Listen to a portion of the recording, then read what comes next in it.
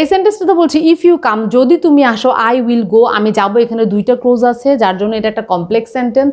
তাহলে এই দুই সেন্টেন্সে অর্থাৎ দুই ক্লোজযুক্ত সেন্টেন্সটিতে আমরা কোন ভার্বটা অনুযায়ী, যেহেতু এখানে দুইটা সাবজেক্ট আছে এবং দুইটা কি আছে, ভার্বও আছে, তাহলে আমরা কোন কাজটা অনুযায়ী, কোন ক্লোজটা অনুযায়ী আমরা কি করব, এই ট্যাগটাকে করব।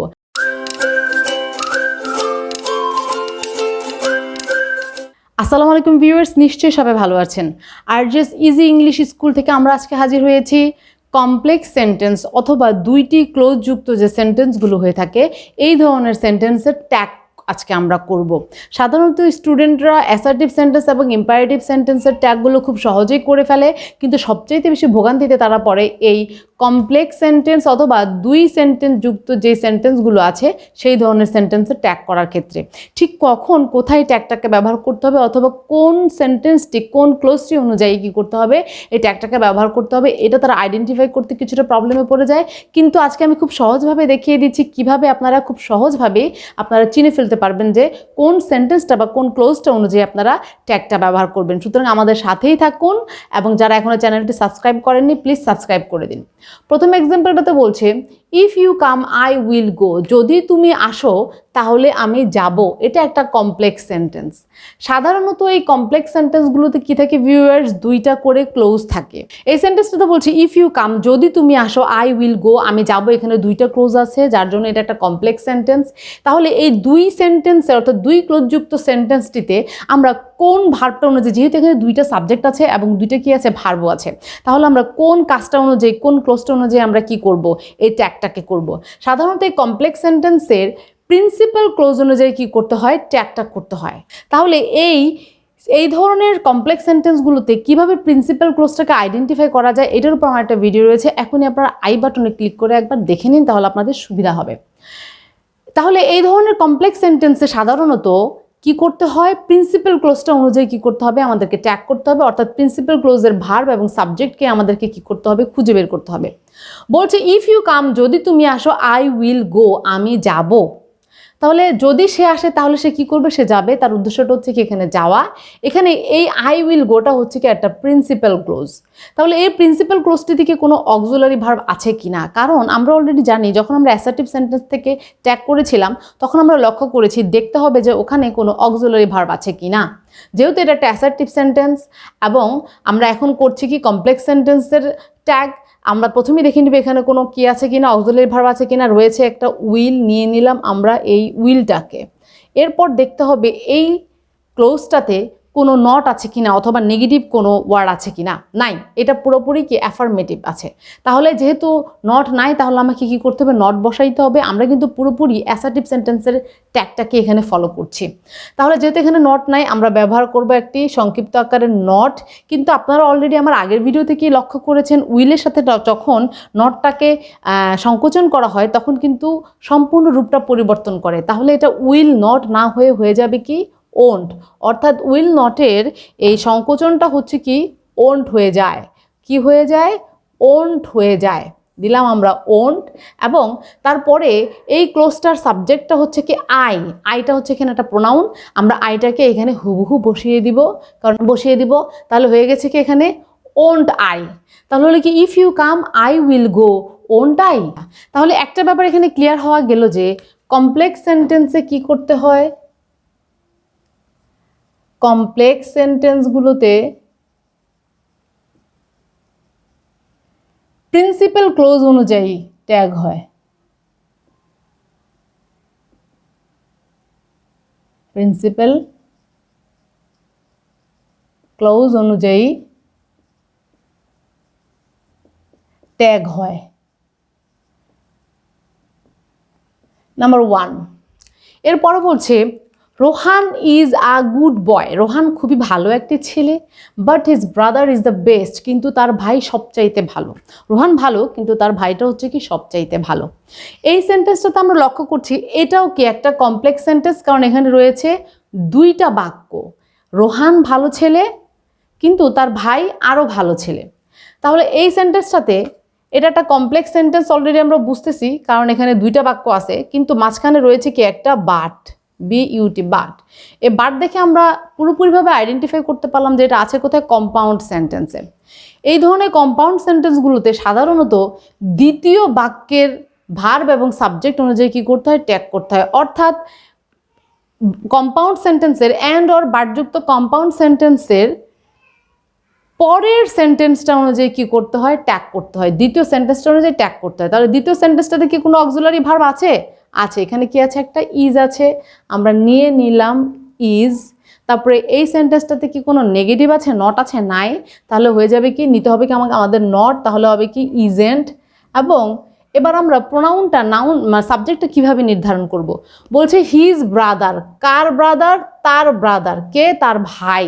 তার ভাই একজন ছেলে, অবশ্যই এর প্রোনাউনটা কি হবে, হি। তাহলে হয়ে যাবে কি ইজেন্ট হি। এক্ষেত্রে আমরা কি পেলাম যে কম্পাউন্ড সেন্টেন্সে কি করা হচ্ছে, দ্বিতীয় বাক্যটা অনুযায়ী কি করতে হয়, ট্যাগ করতে হয়। তাহলে কম্পাউন্ড সেন্টেন্সে কি করতে হয়,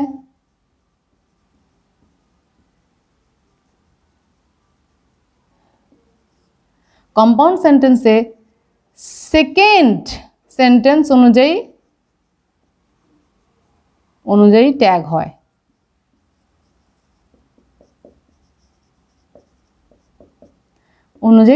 হয়। এরপর তারপরের এক্সাম্পলটাতে বলছে he as well as his brothers has done the task. সে এবং তার ভাইয়েরা কি করেছে, এই কাজটি করেছে। এই সেন্টেন্সটা তো আমরা দেখতে পাচ্ছি কি বিশাল লম্বা একটা সেন্টেন্স, বাট এখানে দুইটি ভার্বের কোনো ব্যাপার নাই, বাট একটু জটিল। কারণ এই ধরনের যে এক্সাম্পলগুলো থাকে এগুলোতে সাবজেক্ট নির্ধারণ করাটা একটু প্রবলেম হয়ে যায়। প্রথমে আমরা ভার্বের কাজটা সেরে ফেলি ভিউয়ার্স। এই সেন্টেন্সটিতে কি কোনো অক্সিলারি ভার্ব আছে? আছে। এখানে একটা ভার্ব আছে, সেটা হচ্ছে কি হ্যাজ। তাহলে আমরা নিয়ে নিলাম কি, হ্যাজটা কি আমরা এখানে নিয়ে নিলাম। এখানে কি কোনো নট আছে? এখানে কোনো নট যেহেতু নাই, আমরা কি করব, নট অফ কি করব, সংকোচনটা আমরা নিয়ে নিব। তাহলে হচ্ছে কি হ্যাজেন্ট নিয়ে নিলাম। এবার আমরা সাবজেক্টটা কিভাবে নির্ধারণ করব। বলছে he as well as his brother, সে এবং তার ভাইয়েরা। He as well as his brothers, সে এবং তার ভাইয়েরা।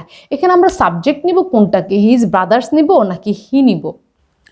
এই ধরনের কিছু শব্দ যেমন as well as, accompanied by, along with, তারপর হচ্ছে কি and not, with, in addition to, এই ধরনের যে শব্দগুলো আছে এগুলো দিয়ে যখন যুক্ত করা হয় তখন সাধারণত প্রথম সাবজেক্ট অনুযায়ী কী করতে হয়, ট্যাগটাকে করতে হয়। তাহলে এখানে হিটা হচ্ছে প্রথম সাবজেক্ট আর হিজ ব্রাদার্সটা হচ্ছে দ্বিতীয় subject.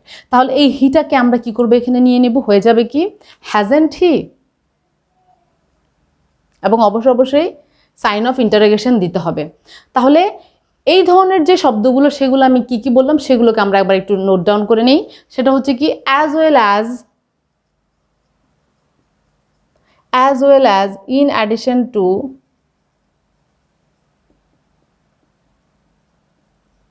With, and not, accompanied by,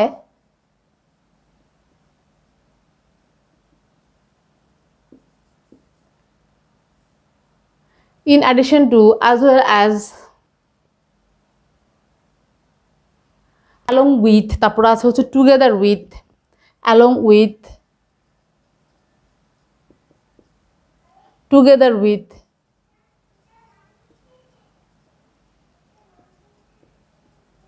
এগুলো দ্বারা যখন কোনো সেন্টেন্স যুক্ত হয় তখন কি করতে হয়, তখন প্রথম সাবজেক্ট অনুযায়ী কি করতে হবে, আমাদেরকে ওই ট্যাগের প্রোনাউনটাকে নির্ধারণ করতে হবে। আচ্ছা, তারপরে বলছে not only Rafiq but also his parents are fond of cricket. শুধুমাত্র রফিকই নয়, তার পিতামাতাও কি করে, ক্রিকেট খেলাটা পছন্দ করে। তাহলে এই সেন্টেন্সটাতে আমরা প্রথমেই দেখে নিব যে অক্সিলারি ভার্ব আছে কিনা। একটাই মাত্র অক্সিলারি ভার্ব আছে, সেটা হচ্ছে কি আর। তাহলে আমরা নিয়ে নিলাম কি আরকে। এরপর এখানে কোনো নট আছে কি না, এখানে কোনো নট আছে কি না, নাই, কারণ বাট অলসোর পরে এখানে কোনো নট নাই। তাহলে আমাদেরকে কি করতে হবে, একটা সংকুচিত নট নিতে হবে, হয়ে যাবে কি আরেন্ট। এবং এই আরেন্টের পরে আমরা সাবজেক্টটাকে কিভাবে নির্ধারণ করব। এই ধরনের নট অনলি এবং বাট অলসো যুক্ত সেন্টেন্সগুলোতে সাধারণত দ্বিতীয় সাবজেক্টটা অনুযায়ী কি করতে হয়, ট্যাগের সাবজেক্টটাকে নির্ধারণ করতে হয়। তাহলে এখানে দ্বিতীয় সাবজেক্টটা হচ্ছে কি হিজ প্যারেন্টস, এটা হচ্ছে কি একটা প্লুরাল, হিজ প্যারেন্টসটা হচ্ছে কি প্লুরাল, যেহেতু এটা প্লুরাল আমাদেরকে ব্যবহার করতে হবে কি দে, তাহলে কি হবে আরেন্ট দে। এখন কোন সাবজেক্টের বা কোন নাউনের বা কোন প্রোনাউনের অবজেক্ট কি আমরা অলরেডি আলোচনা করেছি আমাদের অ্যাসার্টিভ সেন্টেন্সকে ট্যাগ করার নিয়মের যে ভিডিওটা রয়েছে সেটাতে, আপনারা সেটা একবার দেখে নেবেন। আর আমাদের ডেসক্রিপশন বক্সে এটা আমরা দিয়ে দিয়েছি যে কোন নাউন থেকে আমরা কি প্রোনাউন বানাবো এবং কোন প্রোনাউনের অবজেক্ট কি, সেটা আমরা অলরেডি আমাদের ডেসক্রিপশন বক্সে আলোচনা করেছি, আপনারা সেখানে একবার এটা দেখে নেবেন। তারপরে সেন্টেন্সটা তো বলছে I believe that you will do better in the examination, আমি বিশ্বাস করি যে তুমি পরীক্ষায় খুবই ভালো করবে। এটাও একটা কমপ্লেক্স সেন্টেন্স, এখানে রয়েছে দুইটি ক্লোজ, আই বিলিভ একটি ক্লোজ, তারপরে you will do better in the examination এটা হচ্ছে আরেকটা ক্লোজ। এই ধরনের সেন্টেন্সগুলোতে, এই ধরনের যে কমপ্লেক্স সেন্টেন্সগুলোর এগুলার ফার্স্ট সেন্টেন্সে যদি কি থাকে, বিলিভ BELIEVE বিলিভ থাকে, সি থাকে, হোপ থাকে অথবা থিঙ্ক থাকে, এবং এরপর যদি দ্যাট যুক্ত হয় তাহলে ফার্স্ট সেন্টেন্স অনুযায়ী কি করতে হবে, ট্যাগ করতে হবে। আর যদি এগুলোর পরে দ্যাট না থাকে ফার্স্ট সেন্টেন্সটিতে তাহলে করতে হবে কি সেকেন্ড সেন্টেন্স অনুযায়ী। হ্যাঁ, তাহলে কি করতে হবে, আর না থাকলে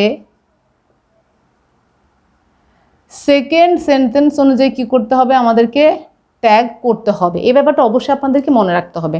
তাহলে এখানে আই বিলিভের পরে কি আছে, দ্যাট আছে। যেহেতু আই বিলিভের পরে এখানে দ্যাট আছে, তাহলে আমাদেরকে বলছে যদি দ্যাট থাকে তাহলে কি করতে হবে, ফার্স্ট সেন্টেন্স অনুযায়ী করতে হবে। তাহলে প্রথম ক্লোজটা হচ্ছে কোনটা, এইটা আই বিলিভ অনুযায়ী। তাহলে আমরা এখন কি করব, আমাদের ট্যাগটা করে নিব। তাহলে আই বিলিভ অনুযায়ী যদি আমরা ট্যাগ করতে যাই ভিউয়ার্স, এখানে এই বিলিভটা হচ্ছে কোন টেন্সে আছে। বিলিভটা যেহেতু একটা মূল ভার্ব, এখানে কোনো অক্সিলারি ভার্ব নাই, আমরা যদি অক্সিলারি ভার্ব থাকতো হুবু সেটাই আমরা ট্যাগে বসিয়ে দিতাম। যেহেতু এখানে কোনো অক্সিলারি ভার্ব নাই, বিলিভটা একটা মূল ভার্ব, বিলিভটা আছে প্রেজেন্টে অর্থাৎ V1-এ, তাহলে আমরা নিব ডু অথবা ডাজ। এখন ডু অথবা ডাজ আমরা কোনটা নিব, অলরেডি আমরা কিভাবে ডু এবং ডাজটা নির্বাচন করতে হয় সেটা আমাদের অ্যাসার্টিভ সেন্টেন্সে ট্যাগ কোশ্চেন করাতে আমরা দেখিয়েছি, ওখানে আপনারা একবার দেখে নেবেন। তারপর আমি একবার বলছি, এখানে আমরা ডু না ডাজ নেব, সেটা আমাদেরকে বলবে কি এই আইটা, কারণ আইটা হচ্ছে কি এখানে ফার্স্ট পার্সন। যদি থার্ড পার্সন সিঙ্গুলার নাম্বার হতো তাহলে আমরা ডাজ নিতাম, যেহেতু এটা ফার্স্ট পার্সন আমরা নিব কি এখানে ডু, তাহলে আমরা নিয়ে নিলাম এখানে ডু। এরপর এখানে কি কোনো নট আছে, নেগেটিভ আছে, নাই, যেহেতু নাই আমাদেরকে কি করতে হবে, নটের সংকোচনটা নিয়ে নিতে হবে, হয়ে যাবে কি ডু নট। এরপর সাবজেক্টটা হচ্ছে কি আই, তাহলে আমরা দিয়ে দিব কি এবার আই, ডোন্ট আই, হয়ে যাবে কি ডোন্ট আই। অত্যন্ত সহজে আমরা কি করতে পারবো, কমপ্লেক্স সেন্টেন্সগুলোকে ট্যাগ করতে পারবো। শুধুমাত্র আমাদেরকে লক্ষ্য রাখতে হবে কমপ্লেক্স সেন্টেন্সের প্রিন্সিপাল ক্লোজটা অনুযায়ী কী করতে হবে, আমাদেরকে ট্যাগ করতে হবে। আবার যদি কম্পাউন্ড সেন্টেন্স থাকে সেক্ষেত্রে আমাদেরকে দ্বিতীয় বাক্য অনুযায়ী কী করতে হবে, ট্যাগ করতে হবে। এবং যদি কিছু শব্দ শুধুমাত্র যেমন as well as, in addition to, with, and, not, accompanied by, along with, together with এগুলো থাকলে আমাদেরকে কী করতে হবে, প্রোনাউনটা বা নাউনটা বা সাবজেক্টটা আমাদেরকে নিতে হবে প্রথমটা অনুযায়ী। এরপর নট অনলি বাট অলসো যুক্ত সেন্টেন্সগুলোতে আমাদেরকে কী করতে হবে, সবসময় পরের সেন্টেন্স অনুযায়ী আমাদেরকে কী করতে হবে, ট্যাগ করতে হবে। এবং এই ধরনের কিছু সেন্টেন্স যেখানে কিনা বিলিভ থাকবে, থিঙ্ক থাকবে, তারপরে সি থাকবে, এগুলো পরে যদি দ্যাট থাকে তাহলে প্রথম সেন্টেন্স অনুযায়ী ট্যাগ হবে, আর যদি দ্যাট না থাকে তাহলে দ্বিতীয় সেন্টেন্স অনুযায়ী ট্যাগ হবে। সাধারণত এই কয়টা নিয়মের বাইরে আর কোনো কমপ্লেক্স সেন্টেন্সের ট্যাগ আসে না, সুতরাং নিশ্চিন্তে আপনারা এক্সাম হলে যেতে পারেন এবং অবশ্যই আপনারা নিয়মগুলো কমন পেয়ে যাবেন। যদি ভিডিওটা ভালো লেগে থাকে তাহলে অবশ্যই এখনই চ্যানেলটা সাবস্ক্রাইব করুন, লাইক করুন, কমেন্ট করুন এবং শেয়ার করুন। সাথে থাকার জন্য ধন্যবাদ।